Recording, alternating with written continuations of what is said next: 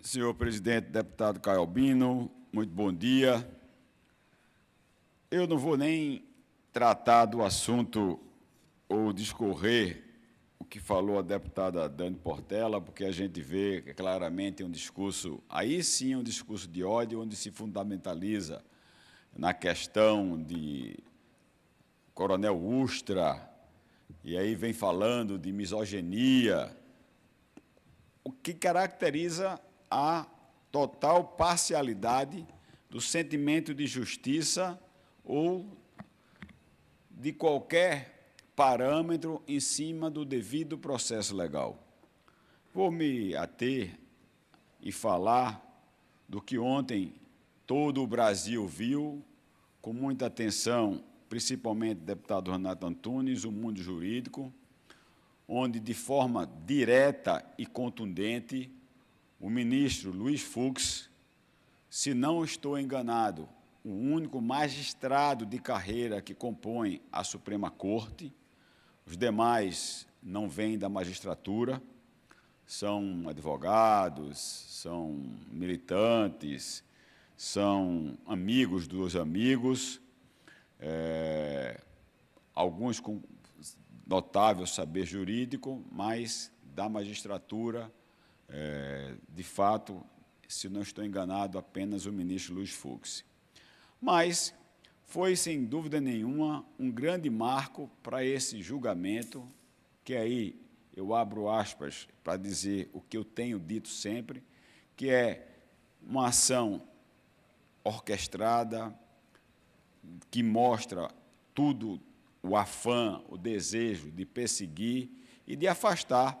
da política, como encerra a própria deputada Dani Portela, do PSOL, que é afastar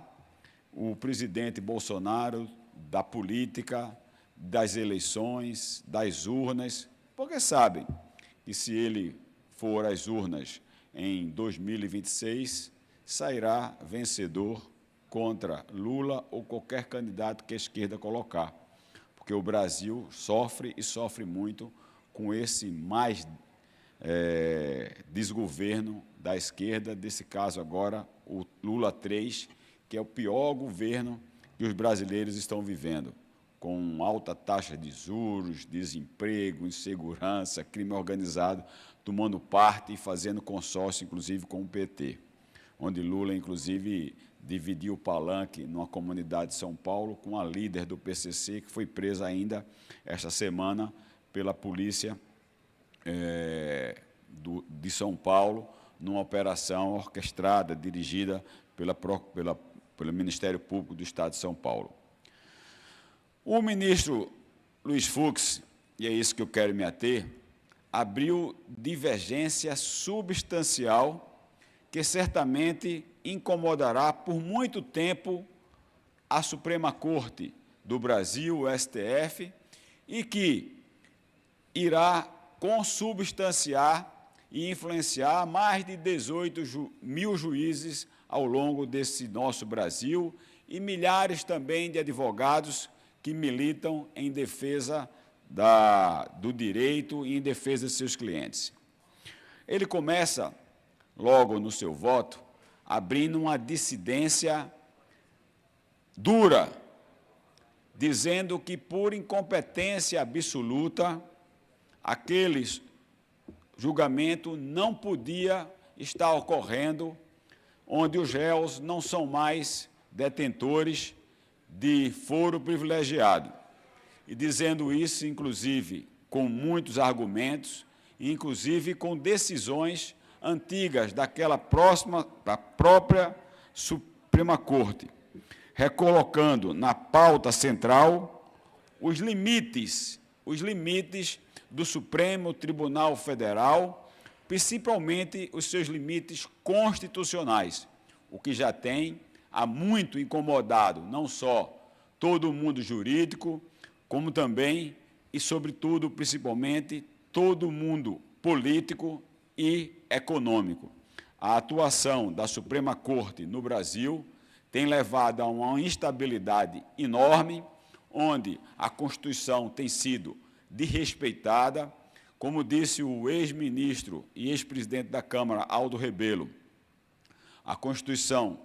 existe na cabeça de cada ministro, onde eles, sem freio, dão uma interpretação a seu bel prazer, aquilo que interessa a ele, sob o ponto de vista de alguns escritórios que são ligados a ele, muitos deles até por laços familiares, ou então de interesses de relações pessoais ou políticas do que fizeram lá chegar ao cargo de ministro da Suprema Corte. É muito perigoso, inclusive, eu estar falando isso aqui agora, deputado Renato Antunes, que a gente não sabe as retaliações que possam advir do nosso posicionamento, mesmo estando ocupando o púlpito de um parlamento brasileiro, amparado pelo artigo 53 da Constituição, que nos dá a garantia de podermos aqui nos expressar a nossa opinião e expressar, sobretudo, a opinião daqueles que nos fizeram chegar aqui. Até nisso nos traz receio qualquer pronunciamento no mundo, nos dias atuais. E o ministro Luiz Fux ainda é mais contundente, como ele disse que, se fosse vencido a tese da incapacidade absoluta do Supremo Tribunal Federal de fazer o julgamento, como está fazendo com o ex-presidente Bolsonaro, seu ex-ajudante de ordem e mais 6 ex-ministros do seu governo, se assim entendesse que teria que ser no Supremo Tribunal Federal, de forma alguma poderia ser na primeira turma, porque já houveram muitos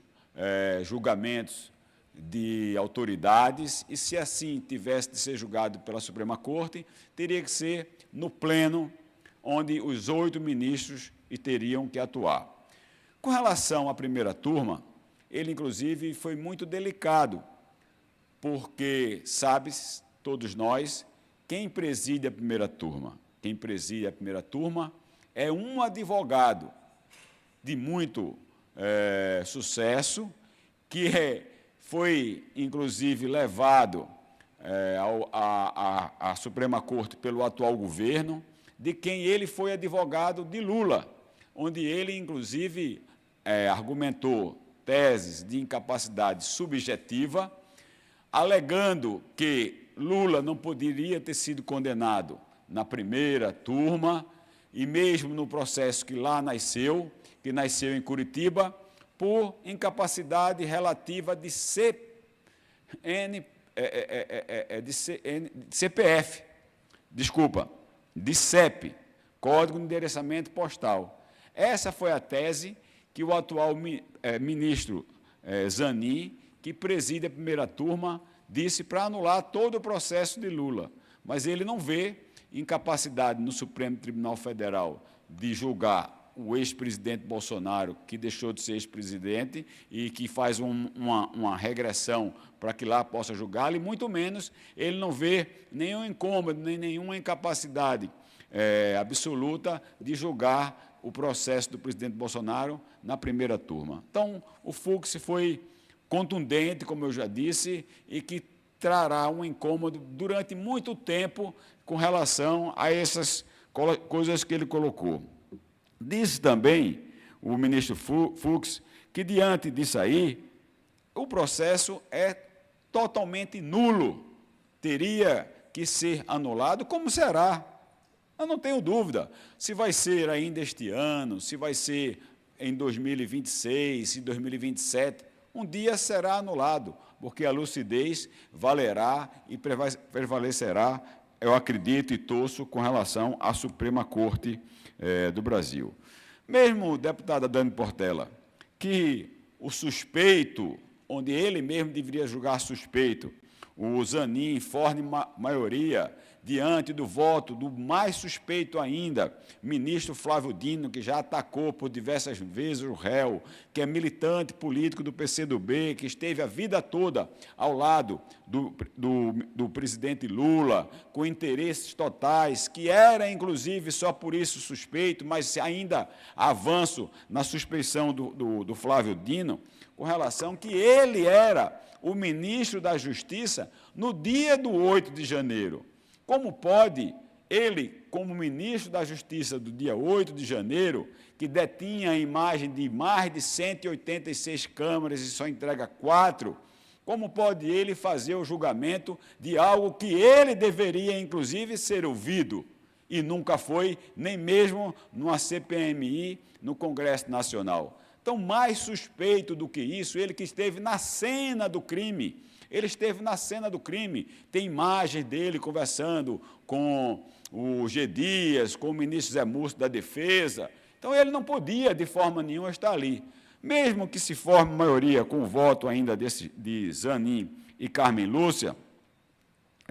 e sacramente a vida de forma, no meu entender, totalmente arbitrária do presidente Bolsonaro, o voto de Fux é combustível para a defesa, que emplacará vários recursos de narrativa e também narrativas políticas com relação à total extrapolação dos limites constitucionais do Supremo Tribunal Federal e desse ato. Como eu digo, repito, vou fazer isso aqui umas 10 vezes, é uma clara perseguição política e com interesse político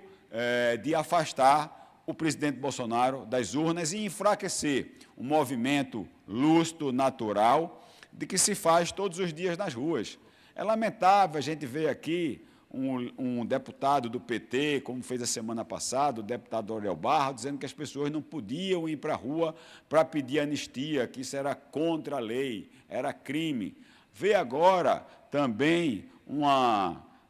deputada, Dani Portela, da mesma forma, dizer anistia não para golpistas, fazendo um pré-julgamento de um julgamento que ainda nem se concluiu. Minha gente, que país é esse? Mas esperar do quê? Que o próprio líder do governo na Câmara, o Lindenberg Farinha, ou, mais uma vez eu quero corrigir, Farias, o Lindenberg Farias, mais conhecido já no meio, né, das comunidades do Rio de Janeiro, atua muito lá, ele foi para a tribuna e disse que traidor da pátria deveria ser fuzilado. Prestem atenção ao nível de beligerância, ao nível de agressividade, de intolerância e de desespero desse pessoal em ver apenas um voto divergente de um ministro. Da mesma forma, de forma educada e cuidadosa, o ministro Luiz Fux atacar aqui não significa dizer que fez algum ato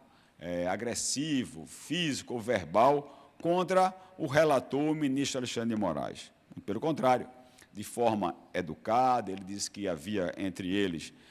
dissenso e não divergências, ou qualquer coisa que viesse a abalar a relação pessoal deles, porque eles fazem parte de um mesmo colegiado, mas ele foi muito inteligente, jeitoso e cuidadoso ao colocar as palavras e foi encurralando, atacando realmente toda a postura do ministro Alexandre de Moraes na conduta desse julgamento que ocorre agora, que ele é relator,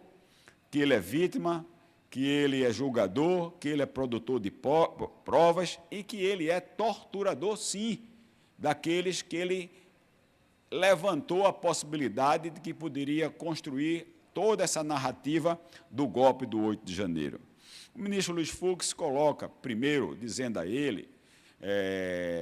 de forma elogiosa, mas um elogio crítico e sarcástico, dizendo a ele que ele teve uma capacidade enorme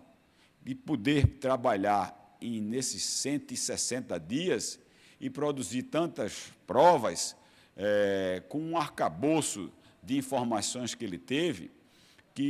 onde foram apreendidos pela Polícia Federal 1.200 equipamentos eletrônicos, entre celulares e computadores, e que isso foi produzido 70 terabytes de documentos, e que se esses documentos empilhados um em cima do outro, deputado João Paulo, daria 25 quilômetros de documentos entre textos, fotografias, mensagens de textos e também mensagens e vídeos. Vejam, de saltar os olhos, mas ele diz, brincando, que isso ele fez em 160 dias, mas que ele deu aos advogados de defesa 15 dias. E aos advogados de defesa, pasme a todos os senhores que nos assistem, ele deu, inclusive, 15 dias pegando um período do Carnaval. Ou seja, para, de fato, tirar aquilo que é fundamental, que é sagrado no processo, seja ele penal, civil, que é a participação da defesa do advogado. Nesse sentido, eu abro aqui um parêntese e pergunto, cadê a OAB brasileira? Que a cada momento que tinha qualquer movimentação, qualquer ato de Sérgio Moro no julgamento do Lula, todo dia a OAB emitia uma nota. E é lamentável a gente ver a OAB calar-se diante de tantos arbítrios do ministro Alexandre de Moraes. Colocou ele também a capacidade de produção de provas do ministro, deixando bem claro que a produção de provas cabe ao Ministério Público, à Procuradoria-Geral da República, que, por produzir provas, não vota. E que o ministro Alexandre de Moraes, além de ter produzido provas, ele esqueceu a questão da lava-toga, esqueceu o depoimento do Tagliaferro, onde esqueceu também um pronunciamento do senador Flávio Bolsonaro, que, além de mandar e apresentar todas essas ações do ministro Alexandre de Moraes, produzindo provas de forma arbitrária,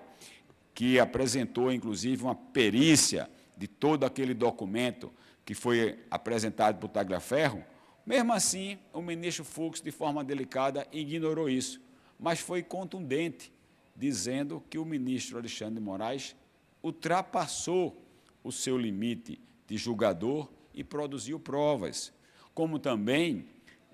disse que teria que ser totalmente afastado do processo relator,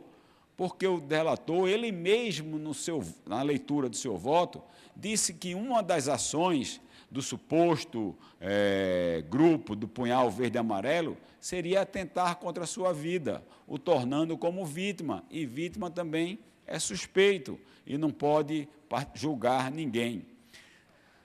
Não fez de forma direta, mas deixou muito bem entendido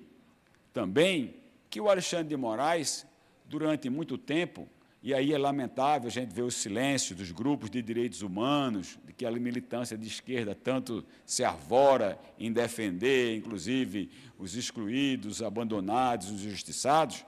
ele não vê ninguém, e ele também, de forma muito delicada, só assim, passa en passant, dizendo que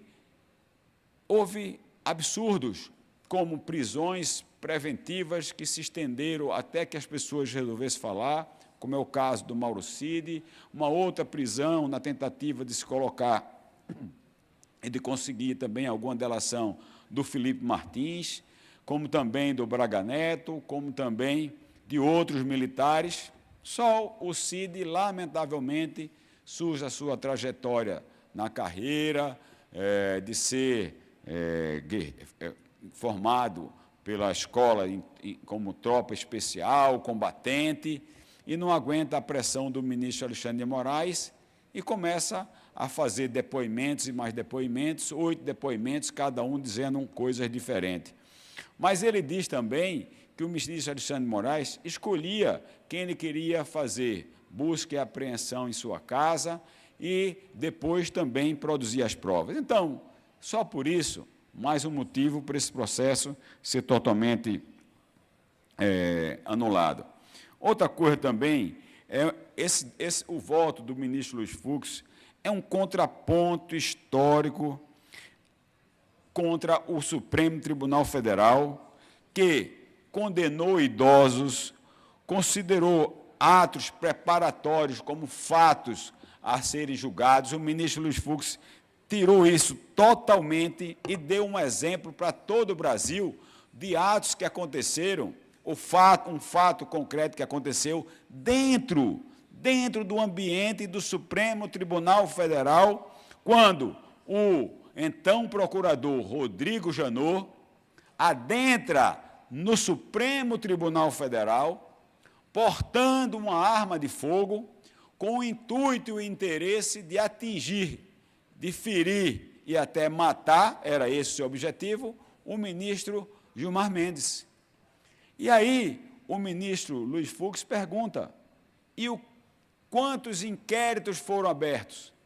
Que condenação teve o Rodrigo Janot? Nenhuma, porque tudo isso não passou, e aí eu me dirijo a Vossa Excelência, deputada Dani Portela, de atos preparatórios, que na legislação brasileira não existe aí a tipificação penal. E se não tem tipificação penal, não há punição para crime que não esteja devidamente tipificados.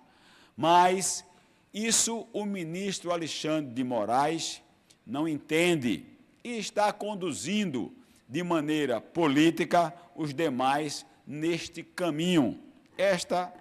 Estes são a verdade dos fatos. Por fim, o ministro Luiz Fux absolve o presidente Bolsonaro. Mas absorve como o deputado João Paulo, como o deputado Renato Antunes, como, meus senhores e minhas senhoras, foi o único juiz que cumpriu, de fato, o que diz a legislação brasileira. Ele individualizou o julgamento de um por um dos réus, diferentemente do que fizeram os outros, que fizeram uma digressão histórica dos fatos e conduziram aqueles que lá estavam, e quem assiste, quem acompanha isso, a um golpe. Mas ele vai ponto a ponto, documento a documento, prova a prova, e vai desconstruindo todas as narrativas que podiam levar à condenação do presidente Bolsonaro. Por fim, vem, creio eu, nesse julgamento, um voto de lucidez, mas não um voto de lucidez por interesse político, eleitoral ou identidade política, não. Pelo que ele ataca a cada momento, não só utilizando essas provas, mas também consubstanciando com pareceres não só daquela Suprema Corte, mas também pareceres de juristas renomados no Brasil e no mundo. O STF pode, deputado João Paulo, condenar Bolsonaro, mas o voto do ministro Luiz Fux condena o ativismo judicial que hoje corrói e ameaça a credibilidade da Suprema Corte e, consequentemente, ameaça a credibilidade do sistema de justiça do Brasil. Parabéns ao ministro Luiz Fux pela coragem, parabéns a ele por ter tido o trabalho, como ele mesmo disse que fez, de muitas pesquisas, e parabéns por ele ter tido a consciência e a sabedoria de proferir um voto isento, com base no que diz as leis brasileiras. Para mim, isto é o que fica merece mais relevância, é fazer as coisas com base no que diz a lei brasileira. Tentar pegar a lei, formatar e embalar para o que se deseja, isso não é justiça, isso é ativismo judiciário.